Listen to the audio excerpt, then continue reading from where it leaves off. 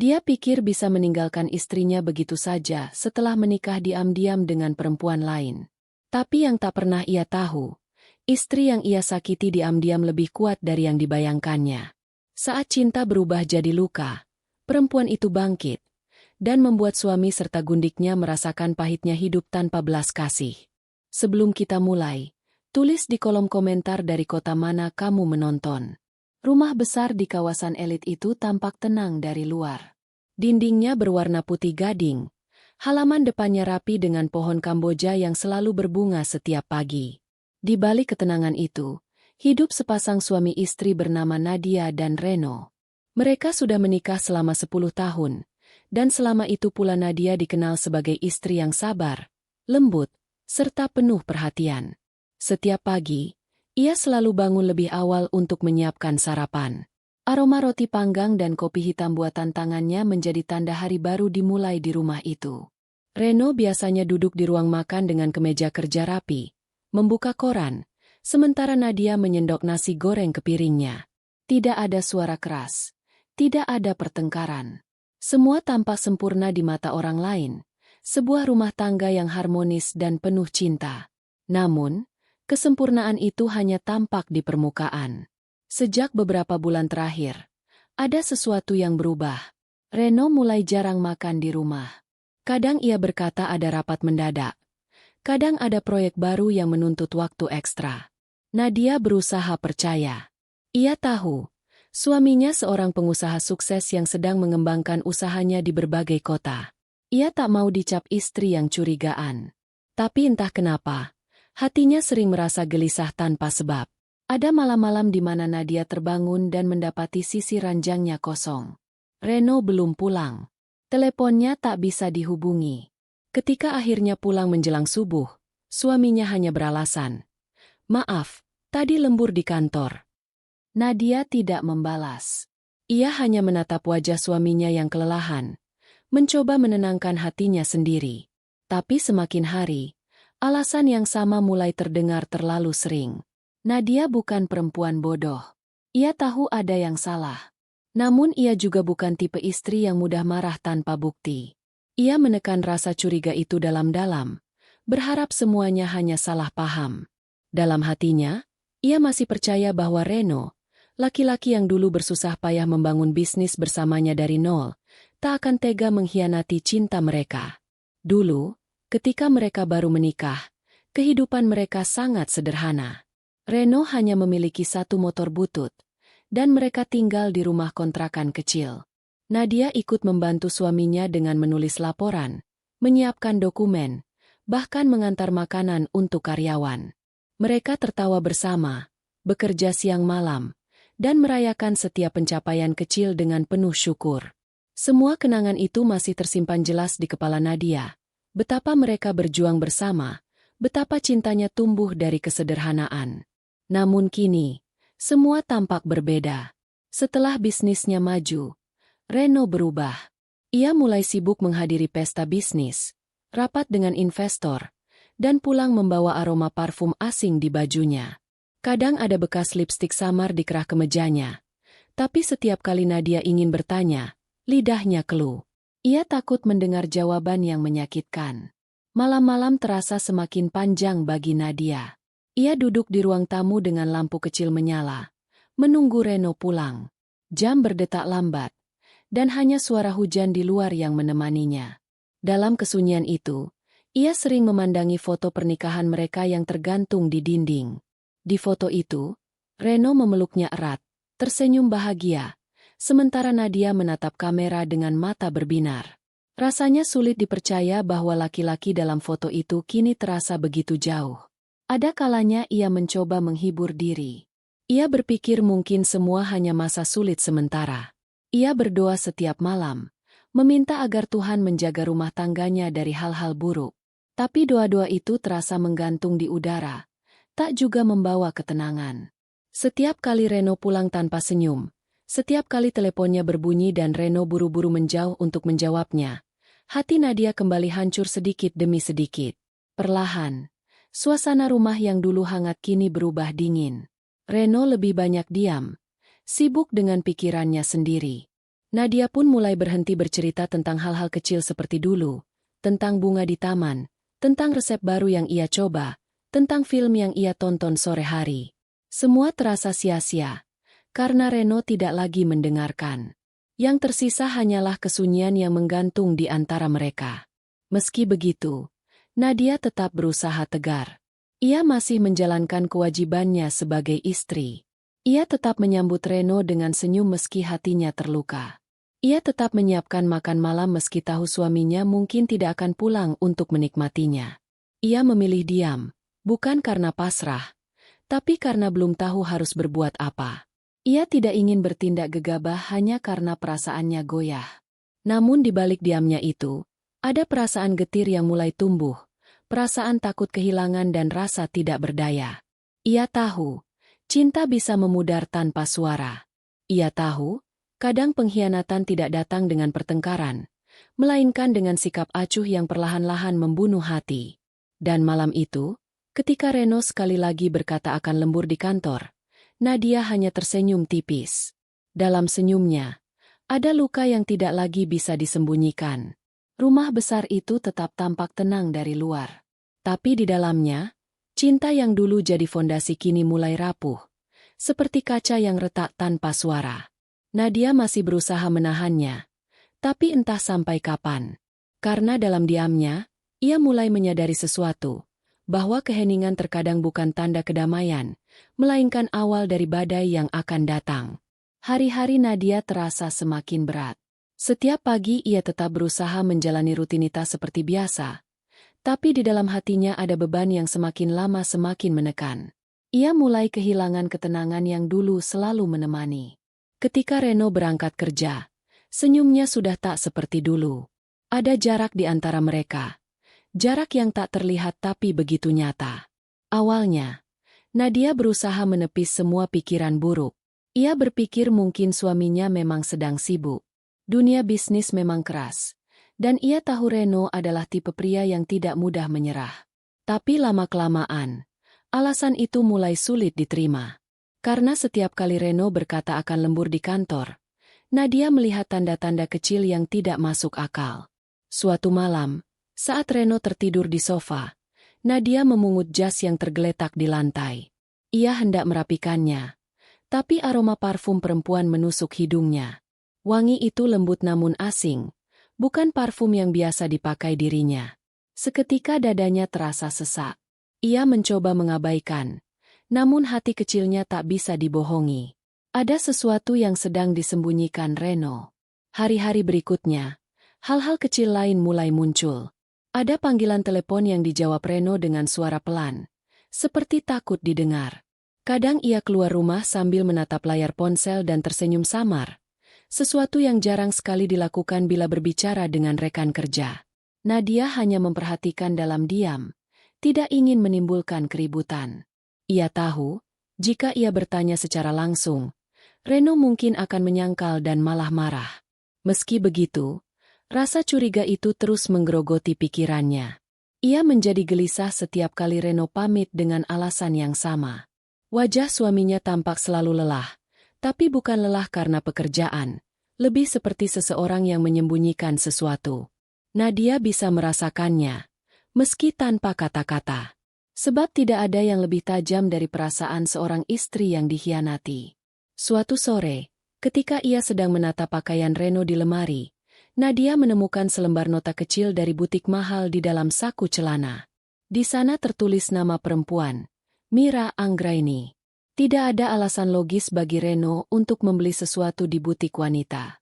Jantung Nadia berdetak kencang.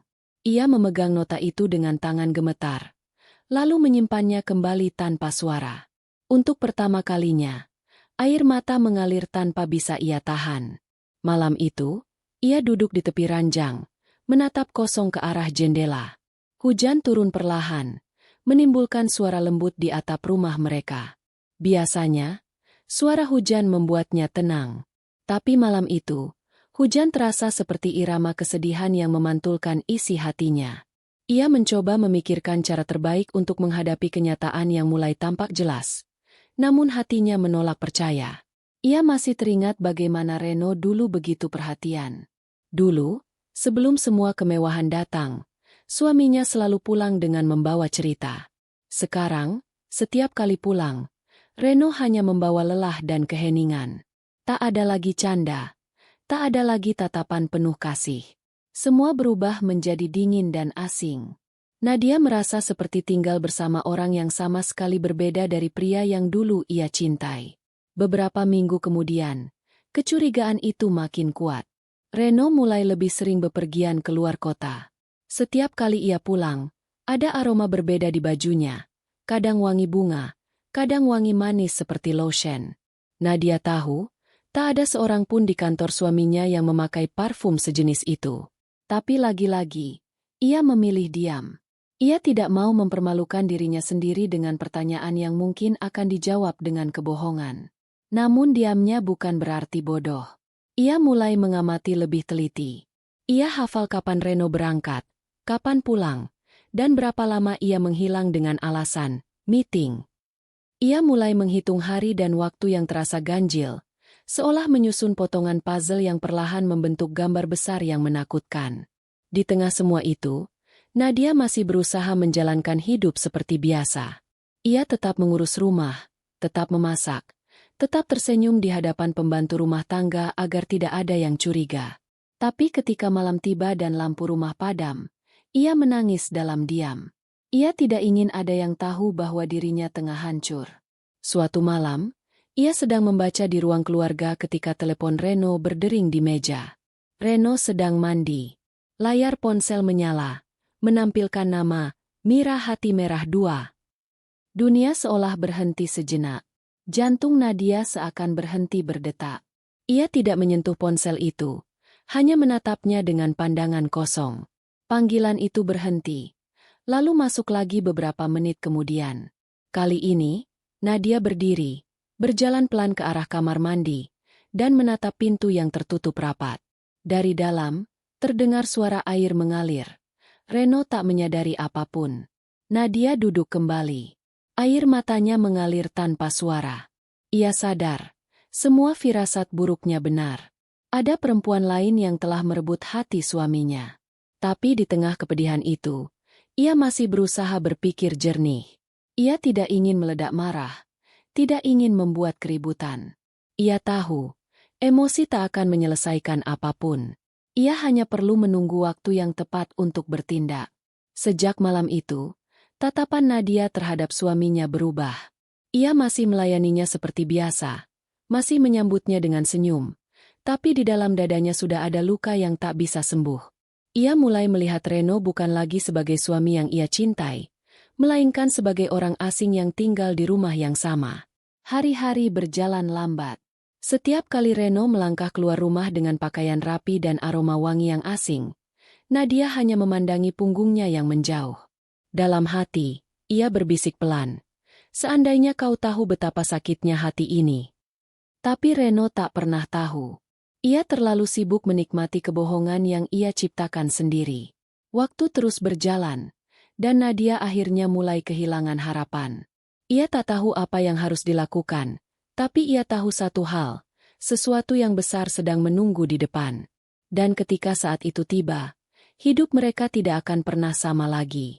Hari itu, langit tampak mendung seolah ikut menurunkan suasana hati Nadia yang sejak pagi sudah diliputi kegelisahan.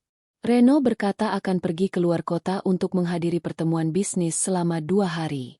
Seperti biasa, Nadia mengantarnya hingga pintu, tersenyum kecil, meski hatinya terasa berat. Ia sudah terbiasa dengan kepergian suaminya. Tapi kali ini ada sesuatu yang berbeda. Firasatnya terasa kuat, seperti ada hal besar yang akan terungkap. Begitu mobil Reno melaju keluar dari gerbang rumah, Nadia berdiri cukup lama di teras. Angin berembus pelan, membawa aroma hujan yang akan turun. Ia menatap langit, menarik napas panjang, lalu melangkah masuk rumah yang tiba-tiba terasa terlalu sepi. Entah kenapa, langkah kakinya membawanya ke ruang kerja Reno. Ruangan itu jarang sekali ia masuki. Biasanya, Reno melarangnya membereskan apapun di sana dengan alasan pekerjaan yang penting. Tapi pagi itu, Nadia merasa terdorong oleh sesuatu yang lebih kuat dari rasa takut. dorongan untuk mengetahui kebenaran. Ruangan itu rapi, seperti biasa. Di atas meja kerja, ada beberapa map tersusun, laptop tertutup, dan di pojok meja terdapat laci kecil yang selalu dikunci. Nadia memegang gagang laci itu, mencoba membukanya pelan, tapi tentu saja terkunci. Ia menghela napas, hendak pergi, namun pandangannya tertumbuk pada gantungan kunci di rak buku. Di antara gantungan kunci mobil dan kantor, ada satu kunci kecil berwarna perak. Ia mengenalinya. Kunci yang sama pernah dilihatnya ketika Reno menulis sesuatu di ruangan itu. Tangan Nadia bergetar saat memegang kunci itu. Ia menatap laci sekali lagi. Dalam benaknya, terlintas kemungkinan bahwa kunci itu mungkin menyimpan sesuatu yang akan melukai hatinya. Tapi setelah begitu lama hidup dalam ketidakpastian, rasa sakit tampak lebih mudah diterima daripada kebohongan yang berlarut. Ia memasukkan kunci itu ke lubang laci dan memutarnya perlahan. Suara klik terdengar jelas, dan saat itu juga napasnya tercekat. Di dalam laci itu terdapat beberapa dokumen. Sebagian besar adalah berkas bisnis seperti laporan keuangan dan kontrak kerja. Namun di bawah tumpukan map itu, Nadia melihat sebuah amplop berwarna krem yang berbeda dari yang lain. Ia menariknya perlahan. Di bagian depannya tertulis sesuatu yang membuat jantungnya hampir berhenti berdetak. Tulisan tangan Reno sendiri, dengan huruf besar, surat nikah. Tangan Nadia lemas seketika. Ia menatap amplop itu lama, berharap matanya salah melihat. Namun ketika ia membuka isinya, selembar kertas resmi dengan cap pengadilan agama terlipat rapi di dalamnya. Ia membuka lipatan itu perlahan, dan saat membaca nama yang tertera di sana, tubuhnya gemetar hebat. Di baris atas tertulis, Reno Pratama dan Mira Anggraini. Pandangan Nadia kabur seketika. Dunia seolah berhenti.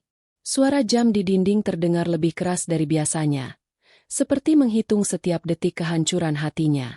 Ia jatuh terduduk di lantai. Kertas itu terlepas dari tangannya. Air mata mengalir tanpa bisa ditahan. Semua rasa curiga yang ia tahan selama ini kini berubah menjadi kenyataan yang menyakitkan. Suaminya, laki-laki yang ia percayai sepenuh hati, telah menikah lagi dengan perempuan lain tanpa sepengetahuannya. Di dalam amplop itu juga terdapat beberapa lembar foto. Dalam foto-foto itu, Reno dan Mira berdiri berdampingan mengenakan pakaian pengantin sederhana. Wajah Reno tersenyum tenang, sementara Mira tampak bahagia memandang ke arah kamera. Nadia memandangi foto itu dengan mata membasah. Ia merasa seolah melihat seseorang yang sama sekali tak ia kenal. Wajah Reno dalam foto itu bukan wajah suami yang ia cintai. Itu wajah laki-laki yang telah mengkhianati janji sucinya. Tangis Nadia pecah dalam kesunyian. Ia menutupi mulutnya agar suara isakannya tidak terdengar oleh siapapun.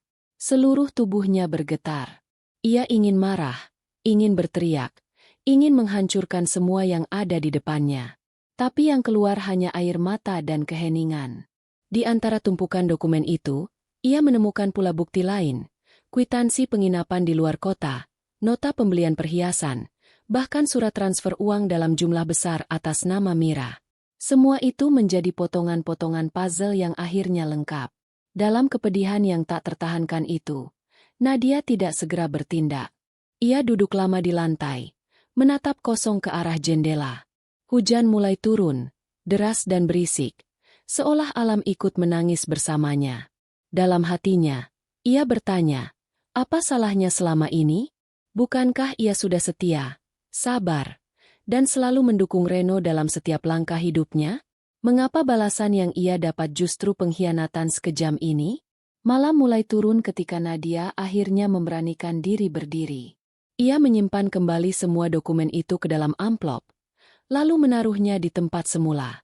Tidak ada yang tahu bahwa hari itu, dunia seorang istri hancur. Ia tidak ingin pembantunya melihat wajahnya yang sembab. Jadi ia menyalakan lampu kamar dan berpura-pura tertidur saat malam tiba. Tapi sepanjang malam, ia terjaga, menatap langit-langit kamar dengan mata kosong.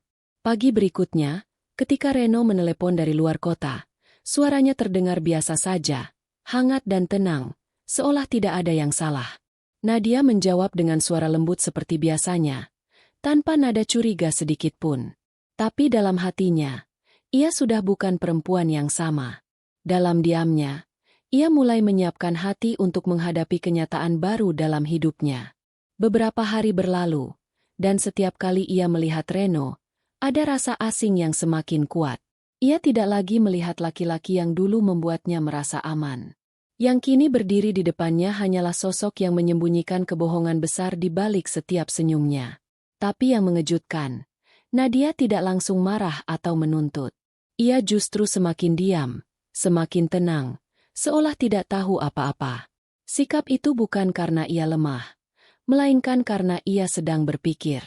Ia tahu, terburu-buru melampiaskan kemarahan hanya akan membuat Reno beralasan dan mengelak. Ia ingin memastikan langkahnya tepat. Dalam hati, Nadia mulai menyalakan api kecil, api kesadaran bahwa ia tidak boleh terus menjadi korban.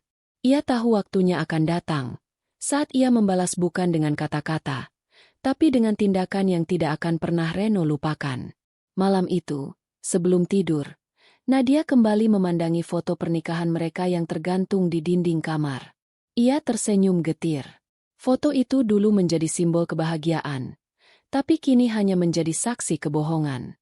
Dengan tangan gemetar, ia melepas bingkainya dari dinding dan meletakkannya di dalam laci. Ia tidak sanggup lagi melihatnya. Dan di saat lampu kamar padam, hanya satu kalimat yang terlintas di benaknya. Aku sudah tahu semuanya, Reno. Dan mulai sekarang, aku akan menunggu waktu yang tepat untuk membuatmu merasakan sakit yang sama. Malam itu, rumah besar yang biasanya terasa damai kini menjadi saksi bisu kehancuran hati seorang perempuan. Nadia duduk di ruang tamu dengan lampu temaram menyala. Angin malam masuk melalui celah jendela, membawa udara dingin yang menusuk tulang. Di hadapannya, secangkir teh yang ia buat sejak tadi kini telah dingin tanpa tersentuh. Matanya kosong menatap lantai. Pikirannya berputar tanpa arah. Ia baru saja melewati hari paling berat dalam hidupnya. Surat nikah yang ia temukan beberapa hari lalu masih jelas terbayang di kepala. Setiap kali ia menutup mata, nama itu, Mira Anggraini, muncul di pikirannya, seperti bayangan gelap yang tak mau pergi. Nadia merasa hidupnya runtuh dalam sekejap. Lelaki yang selama ini ia jaga dan cintai ternyata telah menikah lagi. Diam-diam, seolah dirinya tak berarti apa-apa. Selama 10 tahun pernikahan, ia telah memberi segalanya. Waktu, cinta, kesetiaan, bahkan mimpinya sendiri. Ia rela meninggalkan pekerjaannya dulu agar bisa mendampingi Reno membangun bisnis. Ia selalu berada di sisinya saat Reno jatuh, bangkrut, dan hampir menyerah. Ia pernah menenangkannya saat semua orang meninggalkan mereka. Dan ia pula yang pertama kali percaya bahwa Reno akan sukses. Semua itu kini terasa sia-sia. Semua pengorbanannya seolah tidak ada artinya. Nadia mencoba mengingat kembali wajah Reno yang dulu ia kenal. Wajah yang penuh semangat dan kasih. Tapi yang muncul justru bayangan Reno yang kini dingin dan jauh. Pria yang pulang tanpa senyum. Pria yang membawa rahasia besar di balik setiap langkahnya. Hatinya menolak percaya. Tapi kenyataan itu sudah terlalu jelas untuk diingkari. Ia ingin marah. Ia ingin menjerit sekeras-kerasnya. Ingin memecahkan gelas di tangannya. Ingin bertanya langsung mengapa Reno tega melakukan hal sekejam itu. Tapi saat bibirnya terbuka, tak ada suara yang keluar. Yang ada hanya sesak di dada dan air mata yang terus mengalir. Emosinya campur aduk, antara marah, kecewa, hancur, dan kehilangan arah. Beberapa kali ia berjalan mondar-mandir di ruang tamu, mencoba menenangkan diri. Namun setiap langkah justru membawa kenangan. Di sofa itu, dulu mereka sering tertawa bersama menonton televisi. Di meja itu, Reno dulu sering membaca laporan sambil memuji masakannya. Semua kenangan itu kini terasa seperti belati yang menusuk balik ke hatinya. Rumah yang dulu menjadi tempat berlindung kini berubah menjadi ruang penuh luka. Nadia duduk kembali, menatap jendela yang tertutup tirai. Hujan turun pelan di luar, membasahi jalanan dan menimbulkan suara lembut di atap rumah. Biasanya, suara hujan memberinya rasa damai. Tapi kali ini, hujan justru memperparah rasa sepinya. Ia merasa seperti satu-satunya manusia di dunia yang tengah berjuang sendirian menghadapi badai dalam hidupnya. Dalam pikirannya, berbagai pertanyaan muncul tanpa henti. Sejak kapan semua ini dimulai? Apakah Reno sudah tidak mencintainya lagi? Apa ia kurang baik sebagai istri? Pertanyaan-pertanyaan itu berputar seperti pusaran air, menenggelamkannya semakin dalam kejurang keputusasaan. Tapi di balik kesedihan itu, perlahan tumbuh sesuatu yang berbeda, sebuah kesadaran. Kesadaran bahwa ia telah terlalu lama berdiam diri. Terlalu lama menelan luka demi menjaga perasaan orang lain. Terlalu lama menutup mata demi mempertahankan sesuatu yang mungkin sudah tidak layak dipertahankan. Untuk pertama kalinya, Nadia mulai melihat dirinya sendiri bukan sebagai istri yang kalah, tapi sebagai perempuan yang harus bangkit. Malam semakin larut. Di meja sebelah, jam menunjukkan hampir tengah malam. Nadia masih terjaga, menatap cahaya lampu kecil di sudut ruangan. Dalam pikirannya, ia mulai menyusun potongan-potongan kenangan masa lalu dan kenyataan pahit masa kini. Ia mulai menyadari bahwa cinta tidak bisa dipertahankan seorang diri. Tidak peduli seberapa dalam perasaan seseorang, ketika satu pihak berhenti berjuang, maka semua akan runtuh. Namun menyadari kenyataan tidak membuat luka itu berkurang. Hatinya tetap perih setiap kali mengingat nama perempuan itu. Ia membayangkan Reno tersenyum kepada Mira seperti dulu ia tersenyum padanya. Membayangkan tangan Reno menggenggam tangan perempuan lain, mengucapkan janji suci yang sama seperti yang dulu diucapkannya kepadanya. Setiap bayangan itu terasa seperti pisau yang menorehkan luka baru. Nadia berjalan pelan ke kamar mereka. Tempat tidur itu terasa terlalu luas untuknya sendiri. Ia duduk di tepi ranjang, menatap bantal di sebelahnya yang masih rapi. Aroma tubuh Reno masih tercium samar, membuat dadanya sesak. Ia menunduk, menggenggam spray dengan kuat, mencoba menahan tangis yang hampir pecah. Dalam keheningan malam, hanya suara detak jam yang menemani, menghitung setiap detik kesepian yang menyesakkan. Sesekali, ia teringat wajah ibunya yang dulu pernah berpesan, "Jika suatu hari kau disakiti, jangan balas dengan kemarahan. Balaslah dengan kekuatan dan ketenangan. Karena saat kau mampu tetap berdiri ketika orang lain ingin menjatuhkanmu, disitulah harga dirimu terlihat." Kata-kata itu berputar di kepalanya, memberi sedikit kekuatan di tengah kelemahan. Nadia menatap cermin di depan tempat tidur. Wajahnya tampak pucat, matanya bengkak. Ia hampir tidak mengenali dirinya sendiri. Dulu, ia adalah perempuan ceria yang penuh tawa. Sekarang, bayangan di cermin hanyalah sosok yang rapuh dan kelelahan. Namun di balik mata yang sembab itu, perlahan muncul cahaya kecil, api tekad yang baru tumbuh. Ia menyadari bahwa ia tidak bisa terus seperti ini. Malam itu, Nadia akhirnya berdiri dan berjalan ke arah meja kecil di sudut kamar.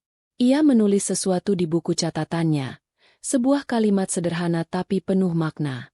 "Aku tidak akan menangis untuk orang yang tidak menghargai air mataku." Ia menutup buku itu perlahan, lalu menarik napas panjang. Tangisnya berhenti.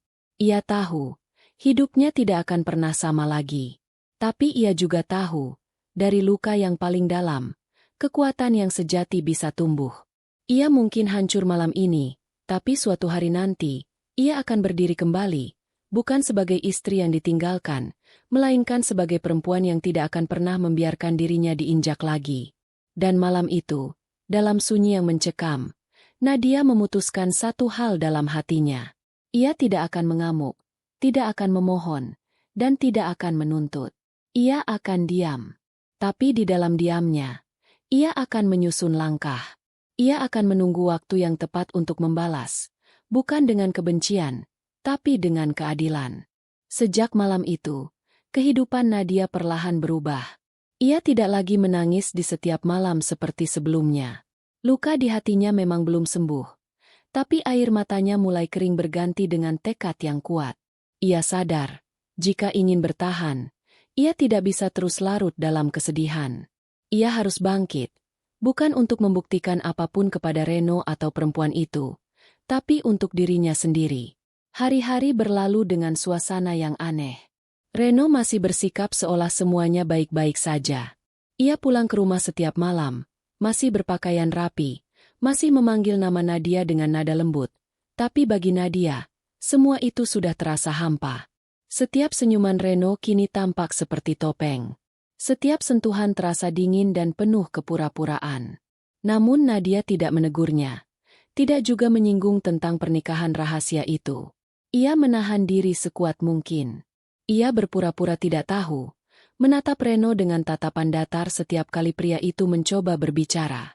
Ia belajar untuk diam, karena ia tahu, diamnya kali ini bukan bentuk lemahan, melainkan senjata yang sedang ia asah perlahan. Dalam diam itu, Nadia mulai berpikir jernih. Ia mengingat kembali bagaimana selama bertahun-tahun ia ikut membangun bisnis Reno. Semua aset perusahaan, rumah, kendaraan, bahkan tanah yang mereka miliki, semua atas nama mereka berdua. Reno memang bekerja keras, tapi Nadialah yang mengatur keuangan, menandatangani surat-surat penting, dan mengelola segala hal administratif. Ia sadar, selama ini dirinya bukan hanya istri, tapi juga otak yang menjaga semua kekayaan keluarga. Maka dari situ, lahirlah sebuah keputusan yang besar. Jika Reno tega menghancurkan kepercayaannya, maka ia juga berhak menarik kembali semua yang telah ia berikan. Ia tidak akan berteriak atau menuntut cerai secara terburu-buru. Ia akan bermain diam-diam, seperti yang dilakukan Reno padanya.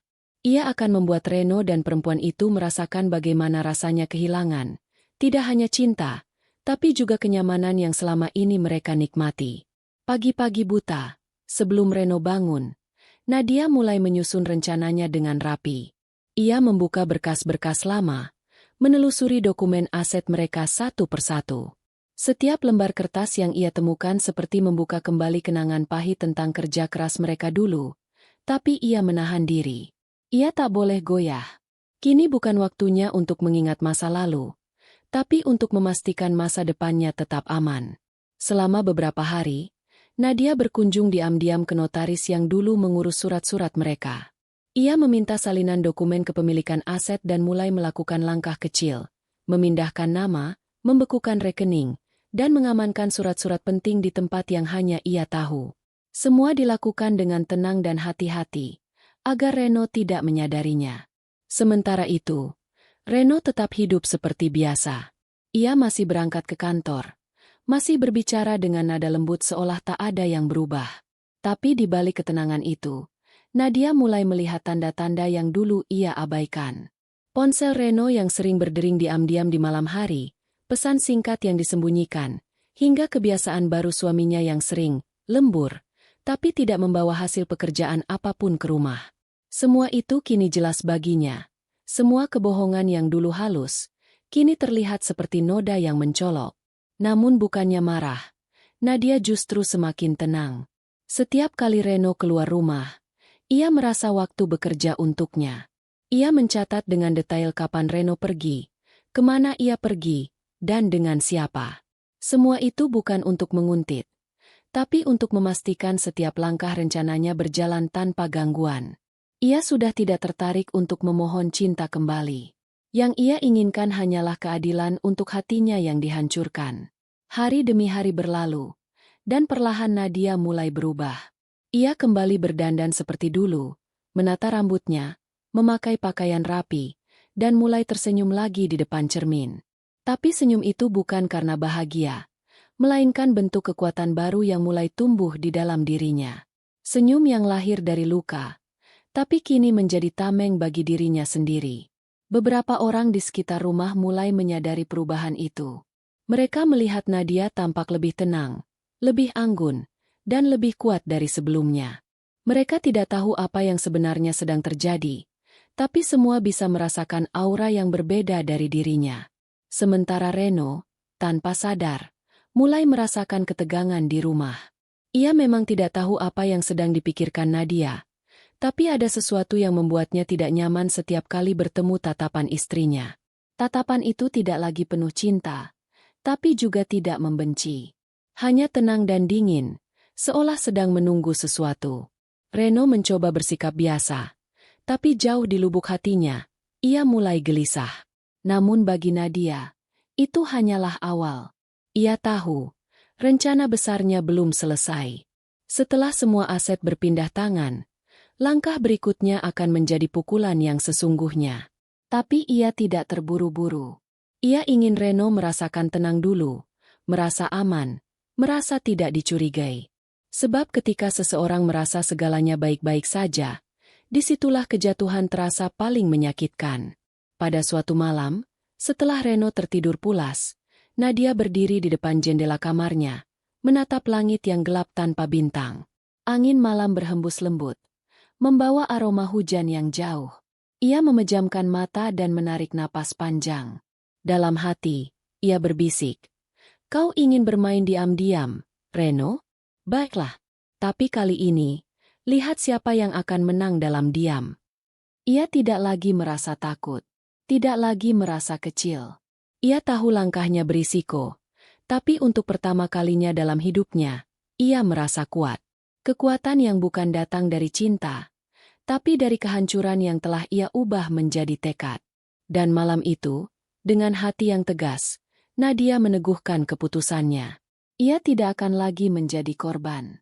Ia akan menjadi badai yang datang tanpa peringatan, menghancurkan semua yang telah Reno dan Mira bangun di atas kebohongan. Bukan karena ia benci, tapi karena ia ingin mengakhiri semuanya dengan cara yang paling adil, menarik kembali apa yang sebenarnya miliknya. Pagi itu, suasana rumah tampak seperti biasa. Reno bersiap berangkat ke kantor dengan kemeja rapi dan parfum mahal yang biasa ia pakai. Nadia mengantarnya dengan wajah tenang, bahkan sempat menuangkan kopi seperti hari-hari sebelumnya. Tidak ada tanda kemarahan, tidak ada pertanyaan mencurigakan. Semua tampak normal, seolah rumah itu tidak sedang menyembunyikan badai besar yang sebentar lagi akan meledak. Namun di balik ketenangan wajahnya, Nadia sudah siap melangkah ke tahap pertama dari rencananya. Semua dokumen yang ia butuhkan telah tersimpan rapi di tas kulit hitam. Surat tanah, rekening bersama, sertifikat rumah, hingga dokumen perusahaan, semuanya kini berada dalam genggamannya. Ia telah mempelajari setiap detail selama berhari-hari. Hari ini, waktunya untuk bergerak. Begitu Reno keluar rumah dan mobilnya menjauh, Nadia segera bergegas. Ia mengenakan mantel panjang dan kacamata hitam, lalu berangkat menuju kantor notaris yang sudah menunggunya sejak pagi. Di sana, ia menandatangani berkas penting untuk memindahkan sebagian besar kepemilikan aset yang selama ini atas nama bersama menjadi atas namanya pribadi. Ia melakukannya dengan tangan yang tenang, namun di dalam hatinya, ada perasaan getir yang sulit dijelaskan. Bukan kepuasan yang ia rasakan, melainkan campuran antara luka dan kekuatan. Setiap tanda tangan yang ia bubuhkan seolah menjadi simbol perpisahan antara masa lalunya yang penuh cinta dengan masa kini yang penuh kesadaran. Ia tahu, yang ia lakukan bukan karena ingin menghancurkan Reno, tapi karena ia ingin menyelamatkan dirinya dari kehancuran yang lebih dalam. Setelah semua selesai, Nadia duduk sejenak di ruang tunggu. Matanya menerawang, menatap jendela kaca yang memperlihatkan jalanan kota. Orang-orang lalu lalang dengan kehidupan masing-masing, tanpa tahu bahwa di dalam ruangan itu ada seorang perempuan yang baru saja mengambil langkah besar untuk mengubah nasibnya. Ia teringat masa-masa dulu ketika masih menjadi istri yang selalu menunggu di rumah, mengandalkan Reno dalam segala hal. Kini, ia menyadari bahwa ketergantungan itu justru membuatnya terjebak. Dan hari ini, ia mulai membebaskan diri sedikit demi sedikit dari bayang-bayang suaminya. Siang harinya, Nadia menuju bank. Ia membawa dokumen tambahan untuk memblokir rekening bisnis mereka sementara waktu, dengan alasan administrasi. Petugas mengenalnya karena ia memang terdaftar sebagai salah satu pemegang rekening utama. Proses itu berjalan lancar tanpa banyak pertanyaan. Dalam waktu singkat, akses ke sebagian besar dana Reno kini berada dalam kendalinya. Setelah keluar dari bank, Nadia berdiri di depan gedung tinggi itu sambil menarik napas panjang. Ia tidak tersenyum, tapi matanya menunjukkan ketegasan. Untuk pertama kalinya dalam hidupnya, ia merasa bisa mengendalikan sesuatu, bukan karena kekuasaan, tapi karena keberanian untuk melindungi dirinya sendiri. Beberapa hari berikutnya, situasi mulai berubah tanpa disadari Reno. Ia mulai merasa ada yang aneh ketika transaksi bisnisnya tertunda. Beberapa klien mengeluh karena pembayaran tidak bisa diproses. Ia juga mulai menerima pemberitahuan dari bank mengenai pembatasan rekening sementara. Wajah Reno mulai tegang, tapi ia tidak curiga kepada Nadia. Ia hanya menganggap itu sebagai masalah sistem. Sementara itu, Nadia tetap bersikap seperti biasa. Ia memasak, menyiapkan pakaian Reno, dan mendengarkan segala keluhannya dengan wajah sabar. Dalam hati, ia menahan senyum getir setiap kali Reno mengeluh tentang keanehan di perusahaannya. Semua berjalan sesuai rencana, tanpa satupun teriakan, tanpa satupun ancaman. Hanya keheningan yang bekerja dalam senyap. Setiap malam, setelah Reno tertidur, Nadia duduk di ruang kerjanya, memeriksa kembali langkah-langkah berikut. Ia memastikan semua surat sudah berpindah tangan, memastikan tidak ada celah yang bisa dimanfaatkan Reno untuk merebut kembali aset itu. Ia tahu, rencana ini harus dijalankan dengan hati-hati, tanpa emosi, tanpa terburu-buru. Namun di sela-sela perencanaan itu, Nadia kadang terdiam lama. Ada bagian dari dirinya yang masih terluka, yang masih tidak percaya bahwa ia benar-benar harus melakukan semua ini kepada lelaki yang dulu sangat ia cintai. Tapi setiap kali rasa ragu itu muncul, bayangan Reno bersama Mira datang kembali, mengingatkannya akan pengkhianatan yang tak bisa dimaafkan. Suatu sore, ia menerima pesan dari seorang teman lama, Lila, yang bekerja di kantor yang sama dengan Reno. Tanpa banyak kata, Lila memberitahu bahwa Reno sering datang ke kantor dengan wajah cerah setiap kali ada rapat luar kota. Padahal ia tahu Reno pergi bersama Mira. Pesan singkat itu semakin menguatkan hati Nadia. Ia tidak ingin membalas dengan amarah. Ia hanya ingin keadilan dalam bentuk yang paling tenang dan pasti. Waktu terus berjalan, dan satu persatu efek dari rencana Nadia mulai terlihat. Reno mulai stres karena beberapa proyek penting tertunda akibat dana yang tidak cair. Ia mulai panik, menelpon orang-orang untuk mencari tahu penyebabnya. Namun tidak ada yang bisa memberi jawaban pasti. Semakin hari, wajahnya semakin murung, dan nada bicaranya mulai kasar. Di sisi lain, Nadia tetap menampilkan wajah lembutnya di rumah. Ia tahu, badai besar akan segera datang, tapi bukan ia yang akan berlari. Ia sudah siap menghadapi apapun. Ia tidak butuh melihat Reno menderita secara langsung. Cukup tahu bahwa keangkuhannya kini mulai retak. Malam itu, ketika Reno tertidur di sofa karena kelelahan, Nadia menatapnya lama. Dalam dirinya, ada sedikit rasa iba yang tersisa, tapi rasa itu cepat ia singkirkan. Ia tahu, belas kasihan tidak akan membawa keadilan. Reno harus merasakan apa yang dulu ia rasakan, kehilangan, kebingungan, dan kehancuran yang datang perlahan tanpa peringatan. Di luar, langit mendung. Hujan turun pelan, menimbulkan suara gemericik di atap rumah. Nadia menatap jendela dengan pandangan kosong. Hatinya dingin, tapi tenang. Ia tahu langkah pertama sudah berhasil. Namun ini baru permulaan. Masih ada yang lebih besar menanti di depan. Bukan hanya kehilangan harta, tapi kehilangan rasa nyaman yang selama ini Reno dan Mira nikmati. Dan di malam yang sunyi itu, Nadia berjanji pada dirinya sendiri. Ia akan terus berjalan sampai keadilan benar-benar berpihak padanya. Ia akan membuat mereka berdua merasakan kehidupan yang dulu ia alami. Kehidupan yang penuh air mata. Tapi kali ini, bukan ia yang menangis. Beberapa minggu setelah Nadia menjalankan rencana pertamanya, perubahan besar mulai terasa di kehidupan Reno. Semua yang dulu berjalan lancar, kini satu persatu mulai berantakan. Proyek besar yang seharusnya menjadi sumber keuntungan utama perusahaan tertunda tanpa kejelasan. Beberapa investor menarik diri karena laporan keuangan yang tidak stabil. Bahkan, gaji karyawan pun mulai terlambat dibayarkan. Reno semakin hari semakin murung. Ia datang ke kantor dengan wajah tegang dan pulang larut malam tanpa hasil. Ia mencoba menutupi kekacauan itu dari semua orang, termasuk dari Mira, perempuan yang kini secara diam-diam telah menjadi istrinya. Namun, masalah keuangan tidak bisa disembunyikan selamanya.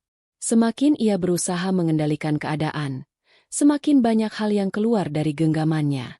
Di sisi lain, Mira yang awalnya merasa bangga bisa memiliki Reno sepenuhnya mulai menunjukkan ketidaksabaran.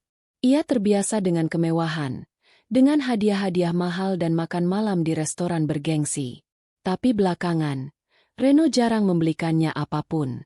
Telepon-teleponnya jarang dijawab. Dan wajah ceria yang dulu membuat Mira terpesona kini berubah menjadi wajah penuh kekhawatiran. Hari demi hari, kehidupan baru mereka yang awalnya manis berubah menjadi beban. Reno mulai sering kehilangan kesabaran. Ia mudah marah, mudah tersinggung, dan sering melamun. Ia tahu ada sesuatu yang tidak beres dalam bisnisnya, tapi ia tidak tahu dari mana asal masalah itu. Semua rekening yang dulu mudah diakses kini dibatasi. Beberapa aset yang ia kira miliknya ternyata sudah tidak lagi atas nama dia. Suatu sore, Reno menerima surat dari notaris. Surat itu berisi pemberitahuan bahwa sebagian besar aset telah dipindahkan atas nama Nadia, dengan dokumen yang sah dan legal. Reno terdiam lama menatap surat itu. Tangannya gemetar. Ia sadar, semua ini tidak mungkin terjadi tanpa campur tangan seseorang yang sangat mengenal sistem keuangan perusahaannya. Dan satu-satunya orang yang tahu segalanya hanyalah Nadia. Seketika, seluruh ingatannya berputar. Ia teringat bagaimana Nadia dulu selalu mengurus dokumen perusahaan, mengatur uang, dan menandatangani semua surat penting. Ia tahu bahwa tanpa Nadia, dirinya hanyalah pengusaha biasa yang tidak mengerti banyak soal administrasi dan keuangan. Dan sekarang, semua kerja kerasnya hilang dalam sekejap, digenggam oleh tangan yang dulu pernah ia sakiti. Namun Reno tidak berani menghadapi Nadia secara langsung. Ia tahu, jika ia menuduh tanpa bukti, justru ia yang akan kalah. Lagi pula, ia masih takut pada ketenangan Nadia, ketenangan yang kini terasa lebih menakutkan daripada amarah. Ia hanya bisa menahan diri, berharap keadaan akan membaik. Tapi harapan itu hanya bertahan sebentar. Sementara itu, Mira semakin gelisah. Ia mulai merasakan bahwa kehidupan yang dijanjikan Reno bukan seperti yang ia bayangkan. Rumah yang dulu mewah kini mulai kehilangan pesonanya. Tagihan menumpuk, cicilan kendaraan tertunda, dan beberapa barang berharga mulai dijual diam-diam untuk menutupi pengeluaran. Mira yang terbiasa hidup manja merasa tertekan dengan semua itu. Perlahan, hubungan mereka mulai retak. Setiap percakapan berubah menjadi pertengkaran. Mira menuduh Reno berbohong dan gagal memenuhi janjinya. Reno membalas dengan amarah, merasa dipermalukan. Tidak ada lagi kasih sayang seperti dulu. Rumah mereka kini penuh dengan dingin dan keheningan, sama seperti hati yang mulai kehilangan cinta. Di sisi lain, Nadia hanya mengamati dari kejauhan. Ia tidak tertawa, tidak juga merasa puas. Tapi ada rasa lega dalam hatinya. Ia melihat dengan mata kepala sendiri bagaimana kehidupan yang dibangun di atas kebohongan perlahan runtuh. Tidak perlu ia menyentuh mereka lagi, karena waktu dan karma bekerja dengan caranya sendiri. Reno semakin kehilangan kendali. Teman-teman bisnisnya mulai menjauh. Para pegawai tidak lagi menghormatinya seperti dulu. Beberapa dari mereka bahkan pergi dan mencari pekerjaan lain karena perusahaan tak lagi stabil. Dalam hitungan bulan, bisnis yang dulu dibanggakannya berubah menjadi tumpukan utang. Reno mencoba menyelamatkan yang tersisa, tapi semuanya sudah terlambat. Suatu malam, Reno duduk sendirian di ruang tamu rumah barunya, rumah yang ia beli untuk Mira setelah menikah secara rahasia. Ruangan itu gelap, hanya diterangi lampu redup. Di hadapannya, meja penuh dengan tumpukan kertas, tagihan, dan surat peringatan dari bank. Ia memegang kepalanya, merasa pusing dan tertekan. Semua yang dulu ia miliki, uang, reputasi, kebahagiaan, menghilang begitu saja. Sementara Mira tidak tahan lagi. Ia merasa hidupnya kini seperti neraka. Tidak ada lagi pesta, tidak ada lagi tas mahal atau liburan ke luar negeri. Reno tidak lagi menjadi pria yang gagah dan dermawan seperti dulu. Ia kini hanyalah lelaki yang lelah dan penuh kemarahan. Mira mulai berpikir untuk pergi, meninggalkan Reno yang kini jatuh miskin. Beberapa hari kemudian, Mira benar-benar pergi tanpa pamit. Ia meninggalkan surat singkat di meja makan, hanya berisi satu kalimat. "Aku tidak bisa hidup dalam kesulitan seperti ini." Reno menatap surat itu dengan mata kosong. Ia tahu semuanya sudah berakhir.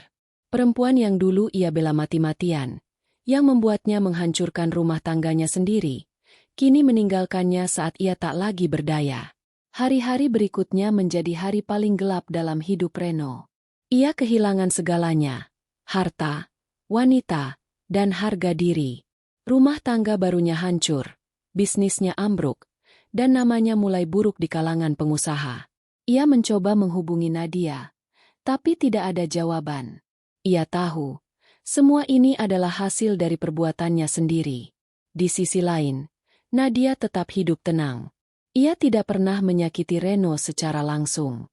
Ia hanya menarik kembali apa yang memang miliknya, lalu membiarkan takdir mengambil alih. Setiap kali ia mendengar kabar tentang kehancuran Reno, hatinya hanya diam. Ia tidak merasa gembira, tapi ia juga tidak menyesal. Ia sudah menempuh jalan yang paling adil bagi dirinya sendiri. Hujan turun malam itu, seperti dulu ketika Nadia pertama kali mengetahui pengkhianatan Reno. Tapi kali ini, air mata tidak lagi menetes di pipinya. Ia duduk di teras rumah sambil memeluk selimut, menatap langit gelap dengan tatapan kosong.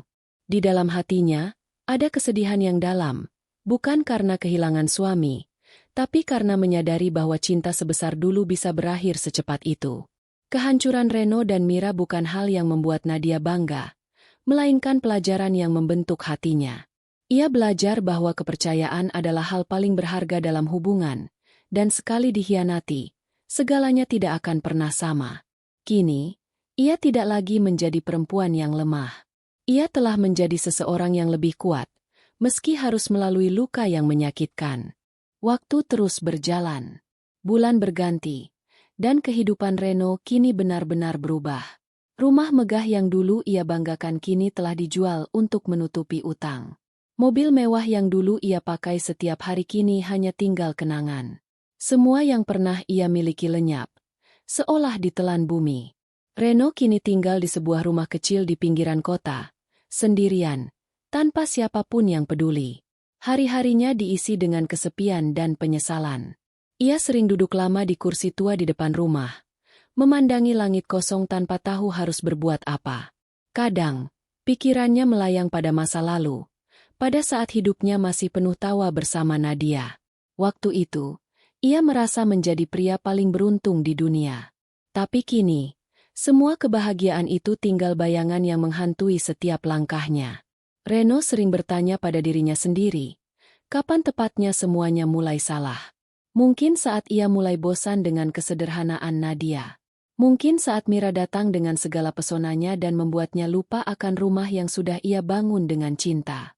Ia tidak tahu pasti kapan dirinya berubah, tapi ia sadar, keserakahanlah yang menuntunnya ke titik ini.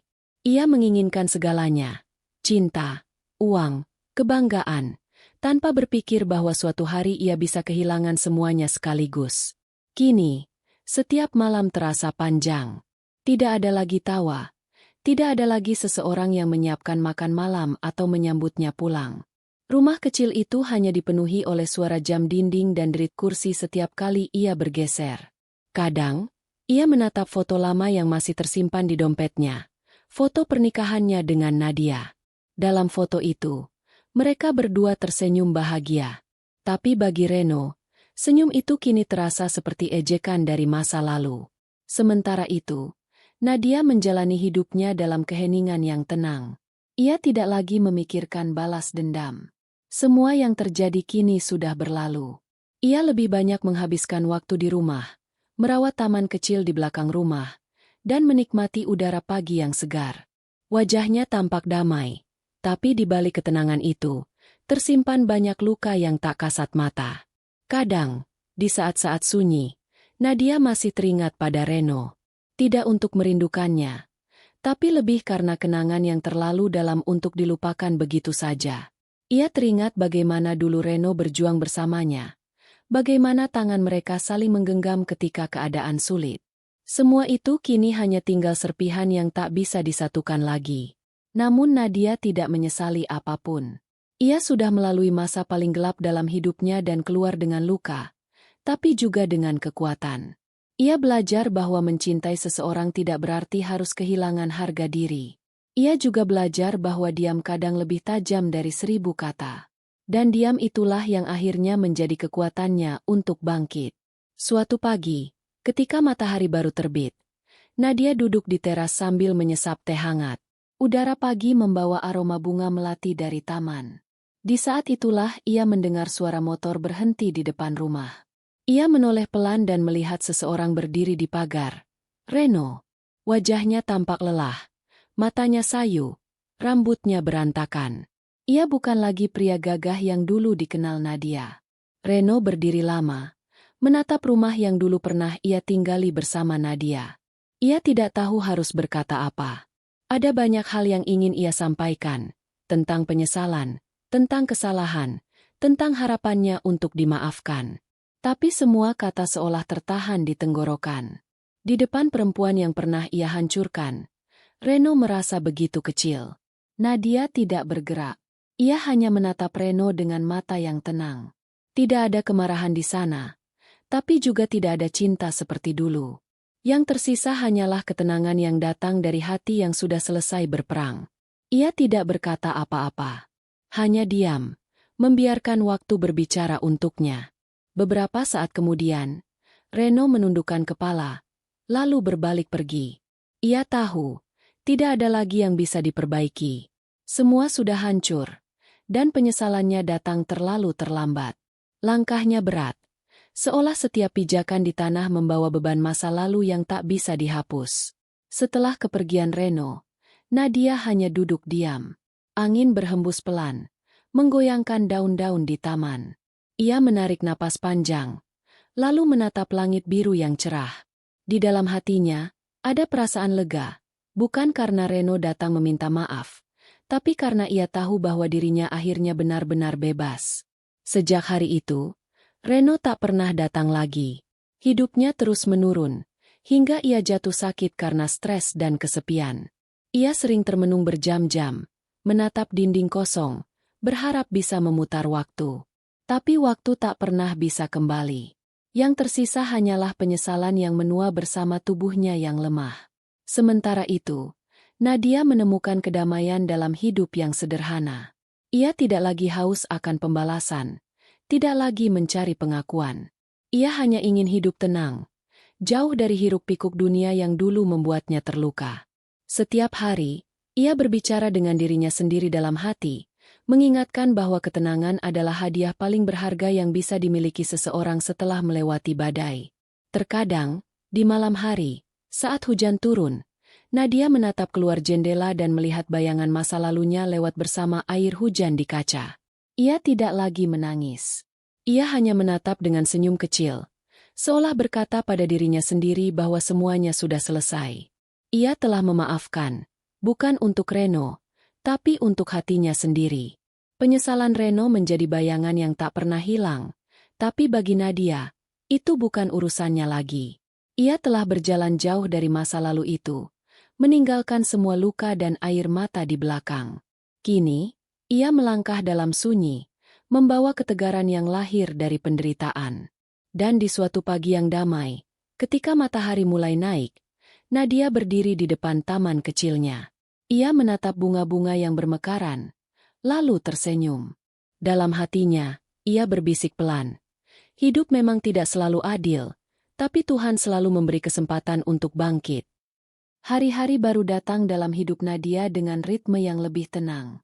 Setelah sekian lama hidup dalam badai perasaan, kini ia merasakan kedamaian yang belum pernah ia rasakan sebelumnya.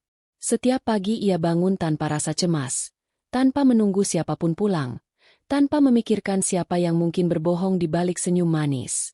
Hidupnya kini sederhana, tapi justru dari kesederhanaan itulah ia menemukan makna yang sesungguhnya dari kebahagiaan. Rumahnya kini tidak lagi sebesar dulu, tapi terasa lebih hangat. Di dapur kecil itu, aroma kopi dan roti bakar setiap pagi seolah menjadi teman baru yang menenangkan. Di teras belakang, ada taman kecil berisi bunga melati, mawar, dan anggrek putih yang ia rawat setiap hari. Ia menanam setiap bunga itu dengan penuh kasih, seolah ingin menanam harapan baru dalam hidupnya. Setiap kelopak yang mekar menjadi lambang bahwa luka masa lalu bisa sembuh, asalkan seseorang mau merawat hatinya sendiri. Kadang, Nadia menerima kunjungan dari beberapa tetangga. Mereka menyukai ketenangan dan keramahan yang terpancar darinya. Banyak yang tidak tahu kisah kelam di balik senyum lembutnya. Nadia tidak pernah bercerita. Ia tidak merasa perlu menjelaskan masa lalunya kepada siapapun. Baginya, masa lalu sudah terkubur. Yang penting kini adalah bagaimana ia melangkah ke depan dengan hati yang bersih. Waktu pun berjalan. Tahun demi tahun berganti. Nadia semakin matang, bukan hanya dalam usia, tapi juga dalam cara memandang kehidupan. Ia mulai menyibukkan diri dengan kegiatan sosial di lingkungan tempat tinggalnya. Ia membantu ibu-ibu yang kekurangan, memberi pelatihan memasak, dan sesekali menyumbang untuk anak-anak yatim. Dari situ, ia menemukan arti baru dari memberi, bahwa ketika seseorang berhenti mengejar kebahagiaan untuk diri sendiri dan mulai membagikannya kepada orang lain, maka kebahagiaan sejati akan datang dengan sendirinya. Namun di sisi lain, Reno menjalani hari-harinya dalam kesepian yang tak berujung. Setelah perceraian dengan Nadia, hidupnya benar-benar jatuh. Mira, perempuan yang dulu ia pilih dengan nafsu dan kebanggaan, meninggalkannya ketika keadaan finansialnya hancur. Tidak butuh waktu lama bagi Mira untuk pergi bersama pria lain yang lebih kaya. Reno tidak bisa berbuat apa-apa selain menatap kepergiannya dengan rasa hancur dan malu. Kini Reno hidup seorang diri di kamar kos kecil yang dindingnya lembab dan catnya mulai mengelupas. Setiap malam ia terbatuk-batuk karena udara dingin yang merembes lewat jendela tua. Tubuhnya melemah karena sakit yang tak ia obati dengan benar. Uang yang tersisa hanya cukup untuk makan seadanya. Ia sering duduk memandangi langit malam dari jendela, memikirkan kesalahan demi kesalahan yang telah ia lakukan. Dalam kesepian itu, Reno mulai menulis surat untuk Nadia. Ia tidak tahu apakah surat itu akan sampai, atau apakah Nadia mau membacanya. Tapi menulis membuatnya sedikit lega. Ia menulis tentang penyesalannya, tentang kesalahannya, dan tentang rasa cinta yang sebenarnya tak pernah hilang meski sudah hancur berkeping-keping. Di akhir surat itu, ia hanya menulis satu kalimat sederhana. Aku tidak meminta maafmu, aku hanya ingin kau tahu bahwa aku menyesal telah kehilanganmu. Surat itu tidak pernah ia kirimkan. Reno hanya melipatnya rapi dan menyimpannya di bawah bantal, seolah menunggu waktu yang tepat yang entah kapan akan datang. Setiap malam, ia membaca ulang surat itu sebelum tidur, dan setiap kali membacanya, air matanya mengalir tanpa suara. Beberapa bulan kemudian, Reno jatuh sakit parah. Tubuhnya kurus, matanya cekung, dan napasnya sering tersengal. Tidak ada keluarga yang datang menjenguk. Tidak ada teman lama yang peduli. Orang-orang yang dulu memujanya ketika kaya, kini berpaling seolah tak mengenalnya lagi. Dunia yang dulu ia banggakan kini meninggalkannya sendirian dalam kegelapan. Suatu malam yang dingin, ketika hujan turun deras, Reno terbaring lemah di tempat tidurnya. Lampu kamar yang redup membuat bayangannya tampak samar di dinding. Ia menatap foto lama di tangannya, foto pernikahan dengan Nadia yang sudah pudar warnanya. Ia menatap lama sekali, seolah ingin merekam wajah itu untuk terakhir kalinya. Air matanya menetes tanpa ia sadari. Dalam hati, ia hanya ingin satu hal, melihat Nadia sekali lagi, meski hanya untuk beberapa detik. Namun takdir tidak memberinya kesempatan itu. Malam itu juga, Reno menutup matanya untuk selamanya. Tubuhnya ditemukan keesokan paginya oleh pemilik kos yang hendak menagih uang sewa. Di meja kecil di sebelah tempat tidur, ada surat yang belum dikirim, masih terlipat rapi dengan tulisan nama, Nadia, di bagian depan amplopnya. Berita kematian Reno sampai ke telinga Nadia beberapa hari kemudian. Seorang kenalan lama datang membawakan surat terakhir itu. Saat menerimanya, tangan Nadia sempat bergetar, tapi wajahnya tetap tenang. Ia membuka amplop itu perlahan, membaca isi surat yang ditulis dengan tulisan tangan yang tampak gemetar. Tidak ada amarah di wajah Nadia, tidak ada tangisan juga. Hanya keheningan panjang setelah membaca kalimat terakhir. Dalam hatinya, ia tahu, semua sudah selesai. Reno telah menebus kesalahannya dengan penderitaan yang begitu panjang. Ia tidak perlu lagi membenci atau mengasihani. Yang tersisa hanya rasa iba dan doa kecil yang ia panjatkan dalam diam. Malam itu, setelah semuanya tenang, Nadia menatap langit dari jendela kamarnya. Langit malam tampak gelap. Tapi di kejauhan ada satu bintang yang berkilau terang. Ia tidak tahu kenapa, tapi bintang itu membuatnya merasa damai. Mungkin, pikirnya, jiwa seseorang yang dulu pernah mencintainya kini telah menemukan jalan pulang. Ia memejamkan mata, membiarkan kenangan masa lalu berkelebat seperti bayangan. Tidak ada lagi perih, hanya rasa syukur bahwa semua akhirnya berakhir dengan ketenangan. Nadia tahu, hidup akan terus berjalan. Dan meskipun cinta mereka telah berakhir tragis, ia tetap menghargai setiap bagian dari perjalanan itu, karena dari sanalah ia belajar arti kehilangan, kesabaran, dan kebebasan sejati.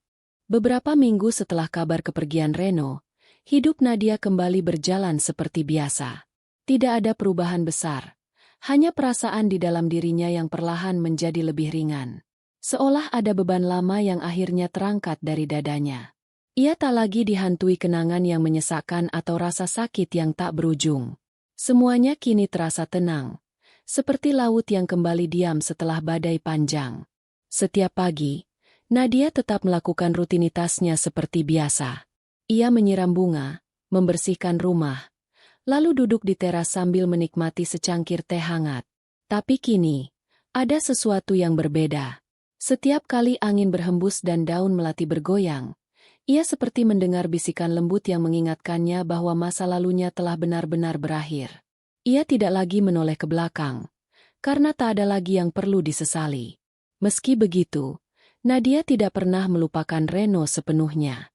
Bagi dirinya, Reno bukan hanya bagian dari masa lalu, tapi juga bagian dari perjalanan hidup yang membentuk siapa dirinya saat ini. Ia tidak menafikan cinta yang pernah ada, karena di balik segala luka dan pengkhianatan, ada masa-masa indah yang juga pernah mereka lewati bersama. Nadia belajar untuk menerima bahwa kehidupan tidak selalu berjalan sesuai harapan, dan bahwa setiap manusia bisa salah, bahkan orang yang paling kita cintai sekalipun. Di suatu sore, ketika hujan turun pelan, Nadia duduk di dekat jendela dengan buku harian di tangannya. Ia mulai menulis sesuatu, bukan tentang kesedihan, melainkan tentang rasa syukur. Ia menulis bahwa hidup tidak pernah mudah, tapi di setiap luka selalu ada pelajaran berharga. Ia menulis bahwa cinta sejati bukan berarti harus memiliki, tapi bisa juga berarti melepaskan dengan ikhlas. Ia menulis bahwa memaafkan bukan berarti melupakan, tapi memilih untuk tidak lagi menyimpan kebencian di hati. Halaman demi halaman, Nadia menuliskan isi hatinya dengan tenang. Di setiap kata, ada ketulusan yang dalam. Ia tidak menulis untuk siapapun, hanya untuk dirinya sendiri, sebuah cara untuk menutup babak lama dan membuka lembaran baru dengan hati yang bersih. Hari-hari pun terus berlalu.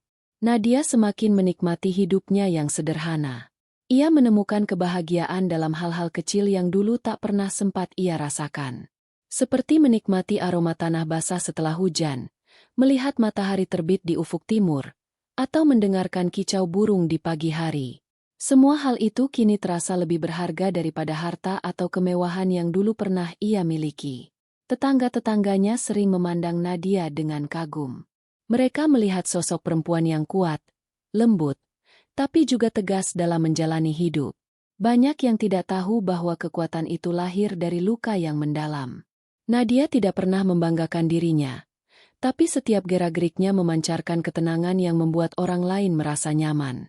Di hatinya, Nadia tahu bahwa hidup memang tidak bisa diatur sesuka hati. Ada waktu untuk tertawa, ada waktu untuk menangis, ada waktu untuk mencintai, dan ada waktu untuk melepaskan. Ia telah melewati semuanya, dan kini saatnya ia berdamai dengan kehidupan. Ia tidak menyesali apapun. Bahkan pengkhianatan yang dulu menghancurkan dirinya pun kini terasa seperti batu loncatan yang membuatnya lebih kuat. Malam demi malam, Nadia menghabiskan waktunya dengan membaca atau menulis. Kadang, ia menatap langit malam yang penuh bintang. Dalam diamnya, ia berbicara kepada Tuhan, bukan untuk meminta, melainkan untuk berterima kasih. Ia bersyukur karena masih diberi kesempatan untuk merasakan sakit, agar ia bisa belajar tentang arti keteguhan hati. Ia bersyukur karena pernah kehilangan, agar ia tahu bagaimana rasanya benar-benar menghargai. Ia bersyukur karena masih hidup, meski dengan hati yang pernah hancur. Suatu malam yang hening, Nadia membuka laci meja dan menemukan surat Reno yang dulu ia simpan. Ia membaca kembali surat itu perlahan, satu kalimat demi satu kalimat. Kali ini, ia tidak menangis. Tidak ada lagi rasa marah. Tidak ada lagi perih. Hanya rasa tenang yang menyelimuti dirinya. Ia tahu, Reno telah menyesali segalanya, dan dalam caranya sendiri, ia sudah membayar semua yang telah ia lakukan. Nadia melipat surat itu kembali dengan hati-hati, lalu menyimpannya di dalam kotak kayu kecil bersama beberapa foto lama. Kotak itu ia tutup dan letakkan di atas rak, seolah menandai bahwa masa lalu itu sudah disimpan rapi di tempat yang seharusnya. Tidak untuk dibuka lagi, tapi juga tidak untuk dilupakan. Keesokan paginya, matahari terbit dengan indah. Cahaya keemasan menembus tirai jendela dan memenuhi ruang tamu kecil itu. Nadia berdiri di depan jendela, menatap cahaya pagi dengan senyum yang tenang. Dalam hatinya, ia merasa seolah alam semesta memberi tanda bahwa semuanya sudah tepat seperti ini. Bahwa setiap kehilangan punya alasan, dan setiap luka punya akhir yang indah jika seseorang mau belajar darinya. Waktu terus berjalan, dan Nadia perlahan menua. Rambut hitamnya mulai beruban. Langkahnya tidak lagi secepat dulu. Tapi ketenangan di wajahnya tidak pernah pudar. Ia menjadi sosok yang banyak disegani di lingkungannya, bukan karena kekayaan, tapi karena kebijaksanaan yang terpancar dari hidupnya. Banyak orang datang padanya untuk meminta nasihat, dan Nadia selalu berkata dengan lembut, "Jangan takut kehilangan, karena kadang kehilangan adalah cara Tuhan menunjukkan siapa diri kita sebenarnya." Dan pada suatu pagi yang damai, ketika bunga-bunga di taman sedang bermekaran indah, Nadia duduk di kursi rotan favoritnya di teras. Ia menatap langit cerah, tersenyum, dan menutup matanya perlahan. Napasnya berhenti dengan tenang, seolah ia hanya tertidur. Tidak ada air mata, tidak ada kesakitan, hanya keheningan dan kedamaian yang menyelimuti seluruh rumah itu. Beberapa hari kemudian, tetangganya menemukannya dalam posisi yang sama, dengan wajah yang tenang dan bibir tersenyum.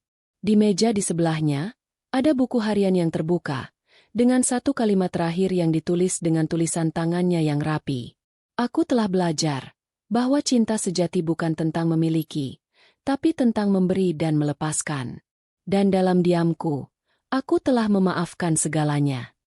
Itulah akhir perjalanan panjang seorang perempuan bernama Nadia, perempuan yang pernah disakiti, tapi memilih untuk tidak membalas, perempuan yang pernah kehilangan, tapi tetap belajar mencintai hidupnya. Perempuan yang menunjukkan bahwa ketulusan dan ketegaran adalah dua hal yang bisa menyelamatkan jiwa dari kehancuran.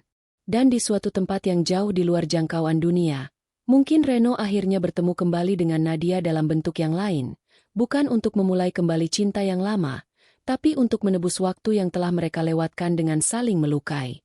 Karena pada akhirnya, semua kisah cinta yang sejati tidak benar-benar berakhir, hanya berganti bentuk di bawah langit yang sama.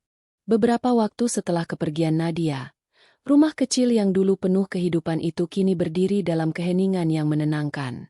Pintu kayunya tertutup rapat, tapi taman di belakang rumah tetap mekar indah. Bunga-bunga melati yang selalu dirawat Nadia kini tumbuh subur, seolah tahu bahwa tangan lembut yang pernah menyentuh mereka telah pergi untuk selamanya. Wangi melati itu menyebar ke seluruh halaman, menjadi penanda bahwa cinta dan kebaikan tidak benar-benar hilang meski pemiliknya sudah tiada. Tetangga-tetangga sering datang untuk membersihkan rumah itu bersama-sama. Mereka mengenang sosok Nadia dengan penuh hormat. "Perempuan itu hatinya luar biasa," kata seorang ibu tua sambil menyapu teras. "Dia sabar, meski hidupnya penuh ujian." Yang lain menimpali, "Dia tidak pernah bicara buruk tentang siapapun, padahal banyak alasan untuk marah pada dunia." Semua orang yang mengenalnya seolah sepakat bahwa Nadia adalah contoh nyata bagaimana manusia bisa berdiri tegak meski hatinya pernah hancur berkeping-keping. Di dalam rumah, masih ada beberapa peninggalan kecil milik Nadia. Foto pernikahannya yang telah ia simpan kembali di dinding, surat Reno yang telah ia lipat rapi dalam kotak kayu, dan buku harian yang berisi tulisan-tulisan terakhirnya. Di halaman terakhir buku itu, setelah kalimat yang ia tulis sebelum mengembuskan napas terakhir, Ada satu catatan tambahan yang tampak seperti pesan untuk siapapun yang membacanya. Jika hidup membuatmu hancur, jangan berhenti mencintai. Karena cinta yang tulus tidak akan pernah salah arah. Meski manusia yang kita cintai bisa salah memilih jalan. Kata-kata itu menyentuh siapapun yang membacanya.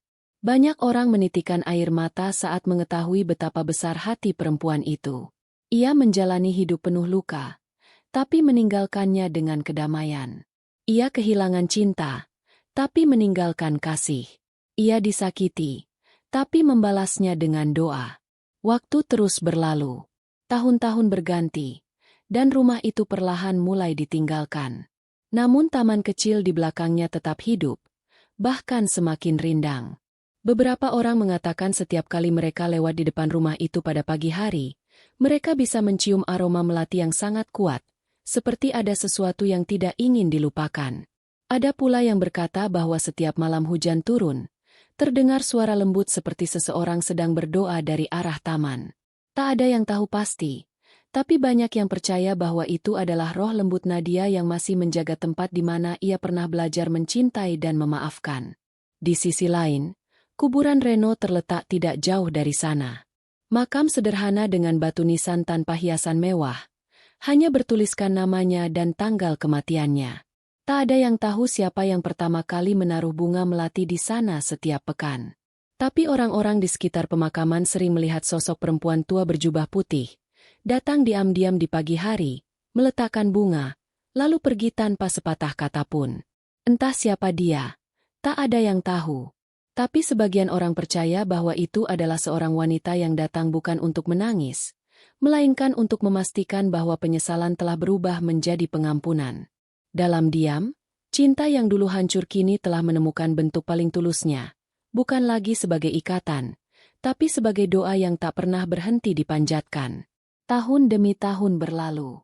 Dunia terus berjalan seperti biasa. Generasi baru lahir. Sementara kenangan tentang Nadia perlahan menjadi cerita yang hanya dibicarakan oleh orang-orang tua di lingkungan itu.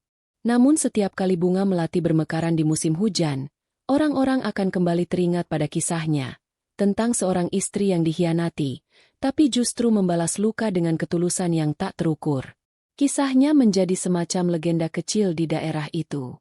Banyak perempuan yang menjadikannya teladan. Banyak anak muda yang belajar darinya bahwa cinta sejati bukan tentang memiliki, tapi tentang kesetiaan hati, bahkan ketika dunia sudah tidak lagi berpihak. Suatu ketika, seorang penulis muda datang ke lingkungan itu dan mendengar kisah Nadia dari seorang nenek yang dulu mengenalnya. Ia begitu terharu hingga memutuskan untuk menuliskan kisah itu menjadi sebuah buku. Buku itu berjudul, Diamnya Seorang Istri, dan di dalamnya tertulis seluruh perjalanan hidup Nadia, dari cinta, pengkhianatan, kehilangan, hingga kedamaian terakhir. Buku itu kemudian menyebar luas, membuat banyak orang tersentuh dan belajar tentang arti kesabaran, ketulusan, dan pengampunan. Nama Nadia akhirnya dikenal banyak orang, bukan sebagai korban, tapi sebagai sosok yang memuliakan cinta dengan caranya sendiri. Ceritanya mengajarkan bahwa dalam hidup, tidak semua yang patah harus diperbaiki, tidak semua yang pergi harus dikejar, dan tidak semua yang menyakitkan harus dibalas. Karena terkadang, kekuatan sejati justru lahir dari kemampuan untuk tetap lembut di tengah penderitaan. Di taman kecil rumah peninggalan Nadia, kini tumbuh sebuah pohon besar yang rindang. Di bawah pohon itu, anak-anak kecil sering bermain. Mereka tidak tahu siapa yang dulu tinggal di rumah itu, tapi orang tua mereka selalu berkata, "Di sini pernah tinggal seorang perempuan berhati emas." Karena kebaikannya, tempat ini selalu sejuk dan damai. Dan memang, siapapun yang duduk di bawah pohon itu akan merasa tenang, seolah semua kesedihan dunia lenyap sementara. Langit sore di atas taman tampak indah dengan warna jingga keemasan. Burung-burung terbang pulang, dan angin berhembus lembut membawa wangi melati yang samar. Di udara, ada keheningan yang menenangkan, seolah dunia sedang memberi penghormatan terakhir kepada kisah cinta yang telah usai tapi tetap hidup dalam kenangan. Nadia telah tiada. Reno pun telah pergi, tapi kisah mereka tetap tinggal. Sebuah kisah tentang cinta yang sempat ternoda oleh pengkhianatan, tapi dibersihkan kembali oleh ketulusan. Tentang dua jiwa yang tersesat di jalan dunia, namun akhirnya saling memaafkan di tempat yang tak lagi bisa dijangkau oleh manusia. Dan di bawah cahaya lembut senja itu, seakan ada dua bayangan samar berdiri berdampingan di taman, satu laki-laki dan satu perempuan. Mereka tidak berbicara apa-apa, hanya saling menatap dengan senyum yang damai. Lalu perlahan, bayangan itu memudar, meninggalkan hanya wangi melati yang tertinggal di udara. Waktu berhenti sejenak, seolah dunia ikut berduka namun juga bersyukur. Karena dari kisah mereka, manusia belajar bahwa cinta sejati tidak diukur dari seberapa lama seseorang bertahan, melainkan dari seberapa tulus seseorang mampu memaafkan. Dan begitulah kisah itu berakhir, bukan dengan kebahagiaan seperti dongeng, tapi dengan keheningan yang indah, penuh makna, dan menyentuh hati siapapun yang mendengarnya.